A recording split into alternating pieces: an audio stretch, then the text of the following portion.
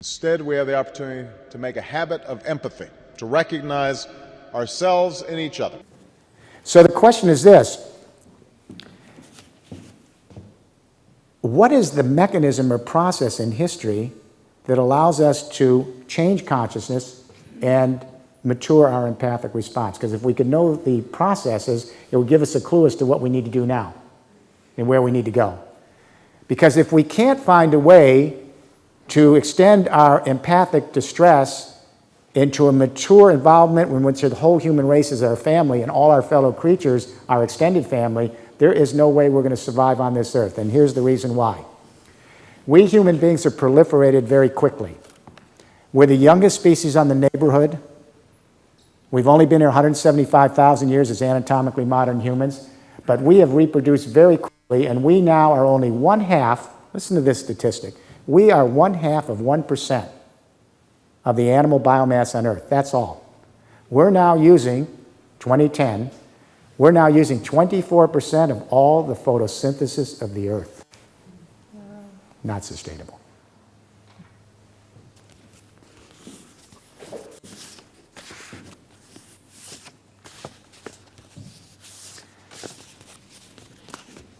So, how does consciousness change over history? I've been thinking about it for a long time, and let me throw this out, see if this makes sense. I believe the great changes in consciousness in history occur when two things happen. Two things. First, people change the way they organize the energy of the Earth. That happens infrequently, but it happens. Second, people change the way they communicate to organize new energy revolutions. When energy revolutions converge with communication revolutions, when they actually come together, those are the great pivotal changes in human history. They change temporal spatial orientation. As the Germans philosophers say, they change Gestalt. They change frame of reference. They change consciousness. I'll give you an example. Many of you took cultural anthropology at the university. You read about the Sumerians in Mesopotamia, ancient Iraq. Why do we care about them? They were the first to create hydraulic agriculture and urban civilization. The Sumerians took the sun's energy in photosynthesis, and then they captured it in cereal grain, barley and wheat. The stored grain had stored energy. That was concentrated energy to build a civilization. Complicated. Because before that time, people lived in little villages with rain-fed garden agriculture and small pastoralism.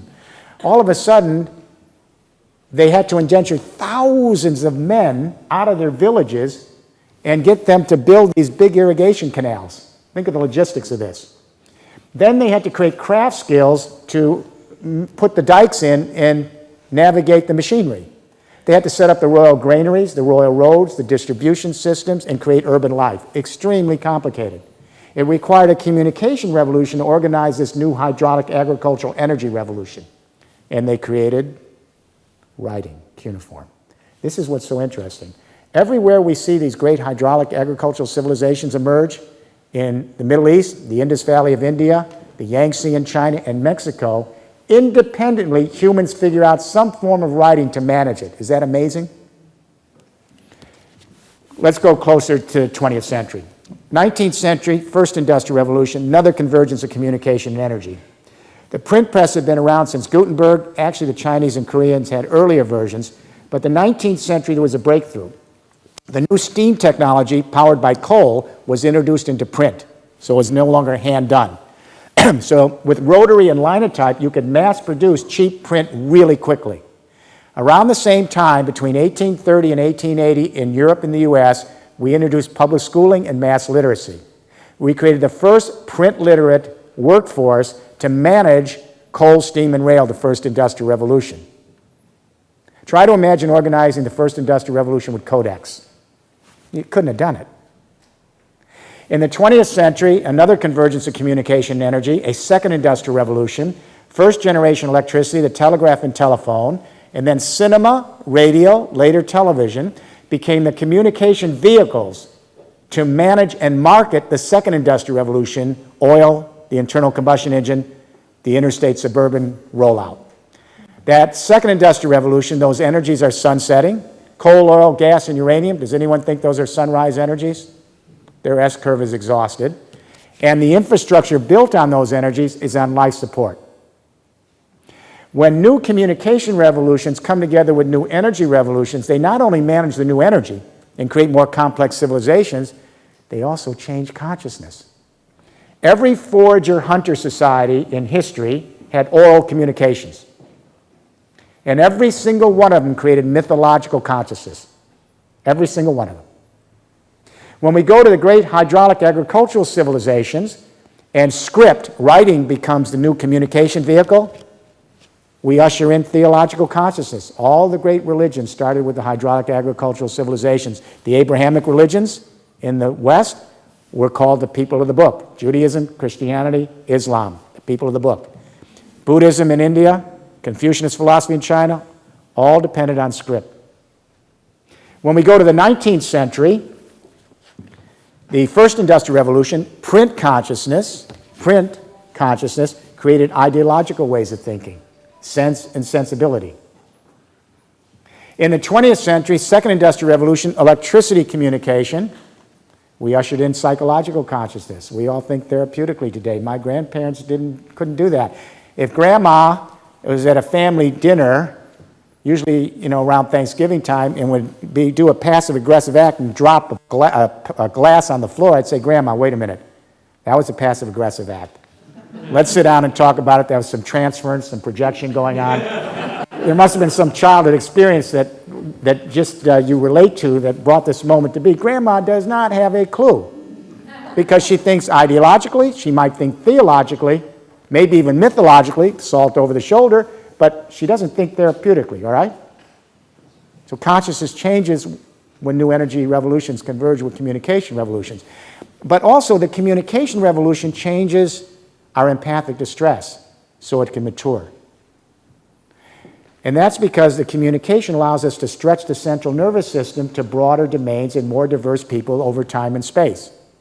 If you see a forager-hunter society, oral communication, their central nervous system doesn't stretch beyond shouting range in mimetic language and aphorisms. So empathy can only go to the local blood ties, your relatives, your kin, living within a local distance.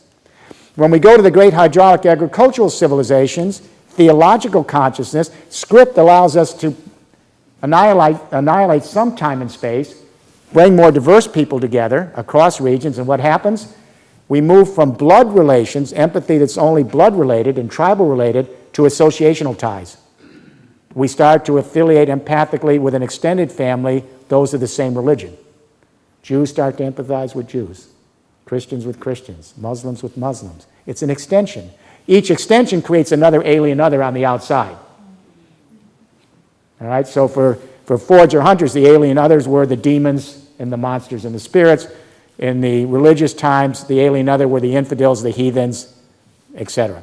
When we go to the 19th century, first industrial revolution, print communication, ideological consciousness, that allowed us to extend our central nervous system to national markets and new governing institutions called nation states. They were a lot bigger than little principalities and city-states.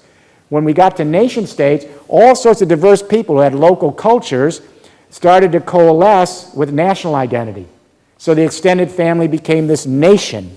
Americans start to empathize with Americans because we're extended family, the Germans with the Germans. And again, the alien other here is everybody who's not of your nationality.